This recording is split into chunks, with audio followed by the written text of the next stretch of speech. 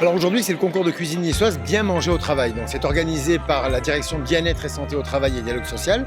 L'idée, c'était de réunir des agents de la ville de Nice, des élèves du lycée hôtelier Paul Augier sur une séquence de concours de cuisine. Une première épreuve écrite où on va avoir un questionnaire à choix multiples sur la cuisine niçoise, 2 recettes à trous où il faut deviner les grammages, les ingrédients.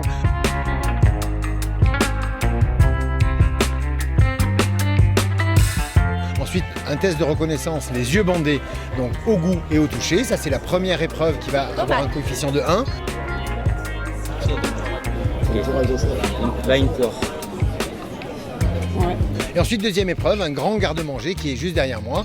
Tous les ingrédients de la salade niçoise, quelques faux amis bien sûr. Il faut choisir ces ingrédients pour 2 assiettes. Et ça, c'est très important. La première, c'est une traditionnelle, donc découpe traditionnelle, dressage traditionnel. La deuxième, revisitée, avec exactement les mêmes produits, donc une vraie revisite. Et il faudra surtout avoir assez d'ingrédients pour en faire 2. Et surtout, ne pas en avoir trop, parce que s'il y a trop d'ingrédients, il y aura une note anti-gaspi de -2. Et tout ça donnera le gagnant et la gagnante de ce concours de chef, donc pour la semaine du. L'important des traditions niçoises, c'est surtout qu'elles doivent être transmises. C'est un patrimoine qui nous a été donné par nos aïeux, par nos grands-parents, nos arrière-grands-parents, etc., etc.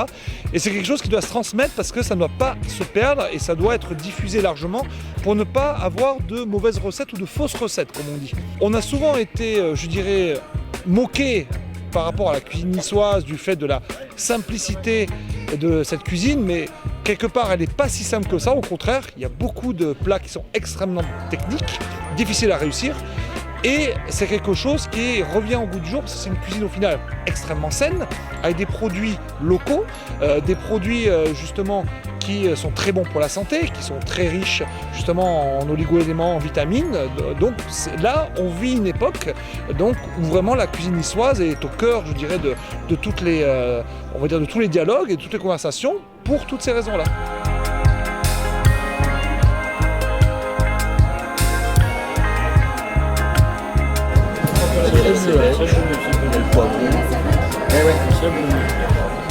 Niçoise numéro 2. Là, il n'y a pas de 44.